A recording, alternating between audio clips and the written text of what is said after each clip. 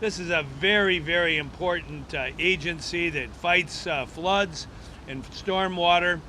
We asked for the rain on cue here today, but we all know that it can rain in our area and sometimes rain very hard.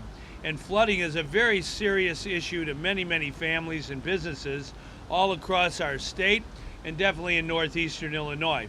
We're right here on the banks of the Chicago River, and behind us is Lake Michigan.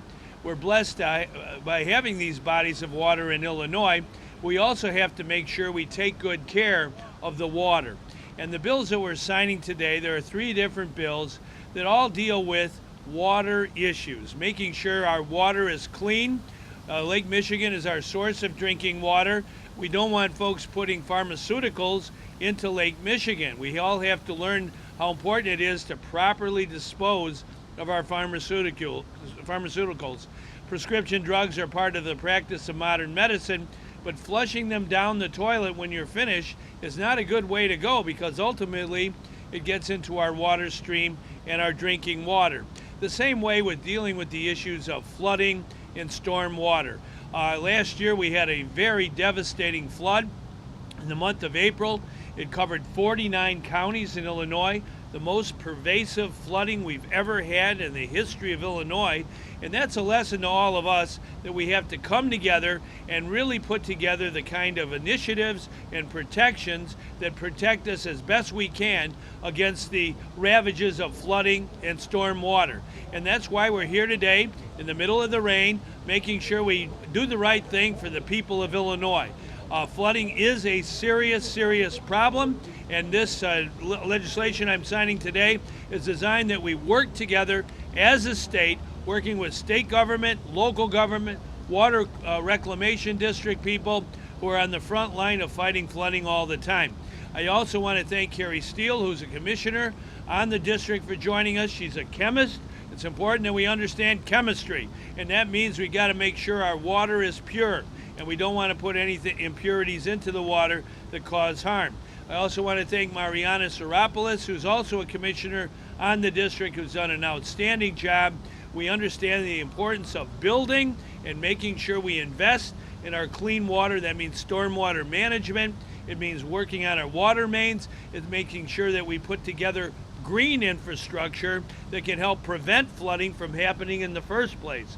And one of the bills that we're signing today deals with exactly that, coming up with creative ways, sometimes using rain gardens or rain barrels, bioswales, whatever you want to call them. They're key ways of keeping stormwater flooding out of the river, out of the lake in the first place. What's kind of been an untold story of this session is exactly how much has been done on water conservation and water quality this session. There have been some tremendous advances. Of course, a couple of weeks ago, the governor signed the expansion of the Clean Water Initiative, which not only gave more funding, but expanded projects to green stormwater infrastructure and pollution prevention projects. One of the bills he's signing today, SB 2966, is a study on urban flooding, and this was really championed by the Center for Neighborhood Technology, and Ryan Wilson and Liz Miller are here from CNT today. This study conducted by DNR, and we're very grateful for the help of the Department of Natural Resources in putting together this piece of legislation. This study will provide great background to make sure that the investments that we're making in the Clean Water Initiative are appropriate and efficient, and we're using our taxpayer dollars wisely. And in addition to that, the other bills that we're signing today, of course, water quality, incredibly important, keeping pharmaceuticals out. This is a very first step into the things that we can be working on together to keep our water quality safe. And this is now more than ever, this is incredibly important. And I think another story with this has been how easy some of these were able to pass. I think there's broad support among Illinoisans and broad support in our legislature for keeping our water clean and conserving water. Thank you everyone for coming today, and thanks so much to the governor for all he's done to protect our water in Illinois.